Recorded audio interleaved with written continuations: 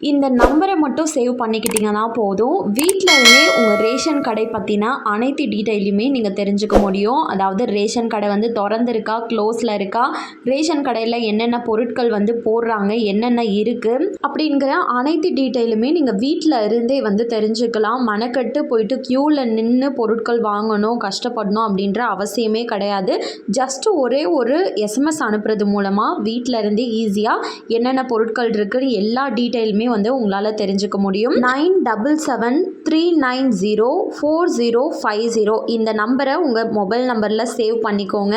உங்களுக்கு இப்போது ரேஷன் கடை வந்து ஓப்பனில் இருக்கா இல்லை க்ளோஸில் இருக்கா அப்படின்னு தெரிஞ்சுக்கணுன்னா சொல்லியிருக்க நம்பருக்கு PDS ஸ்பேஸ் 102 அப்படின்னு போட்டு நீங்கள் சென்ட் பண்ணிங்க அப்படின்னா அடுத்த செகண்டே வந்து உங்களுக்கு ரேஷன் கடை ஓப்பனில் இருக்கா க்ளோஸில் இருக்கா அப்படின்னு தெரிஞ்சுக்கலாம்.